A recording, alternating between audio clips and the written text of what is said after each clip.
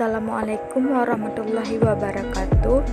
Perkenalkan, nama saya Hayatun Husna dengan NIM 1902 635. Jadi saya ingin mempresentasikan hasil dari kerja saya dengan judul Konflik dan Negosiasi dalam Organisasi.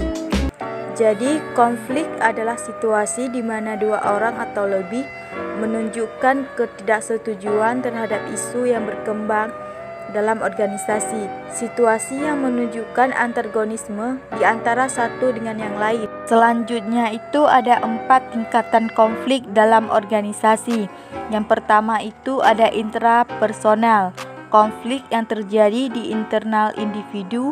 Konflik pada tingkatan ini terjadi apabila seorang individu mendapatkan ketidaksesuaian antara sebuah kenyataan yang terjadi di dalam organisasi dengan yang diharapkan. Yang kedua itu ada interpersonal, yaitu konflik yang terjadi di antara dua atau lebih individu dalam organisasi. Yang ketiga ada intergroup, yaitu konflik yang terjadi di antara kelompok yang ada di dalam organisasi.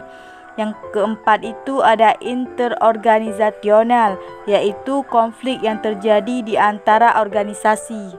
Selanjutnya ada 2 macam akibat konflik. Yang pertama, konflik fungsional, konflik yang menimbulkan akibat positif, meningkatkan kreativitas, semangat kerja, pengambilan keputusan akan lebih baik, berusaha untuk mencari pendekatan baru, memperjelas pandangan masing-masing individu.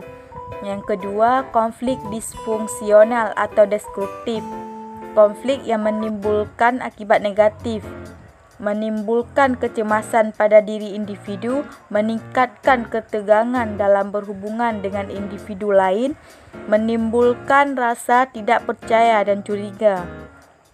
Individu cenderung hanya memperhatikan kebutuhan pribadi, adanya penolakan dalam bekerja sama. Selanjutnya ada jenis-jenis konflik. Yang pertama, konflik pada diri individu itu sendiri.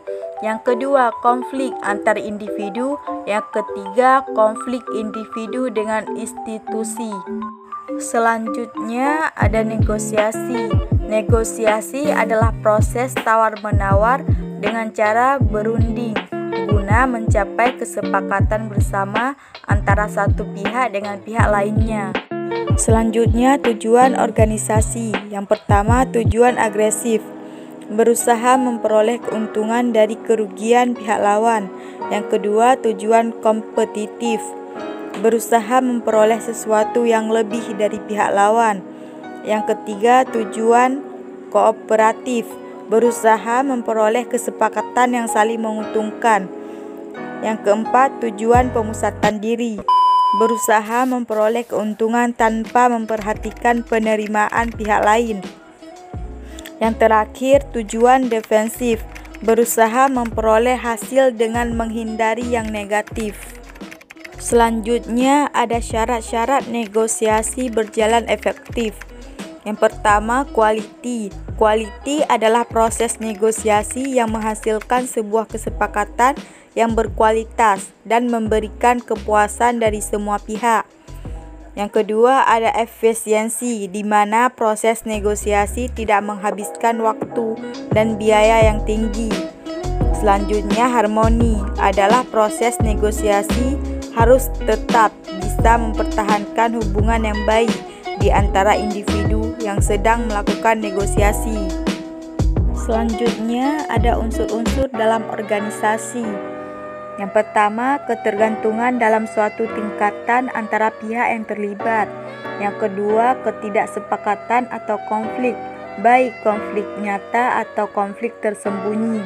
Yang ketiga, interaksi yang oportunistik, setiap pihak punya keinginan untuk berusaha memengaruhi orang lain. Yang terakhir ada kesepakatan.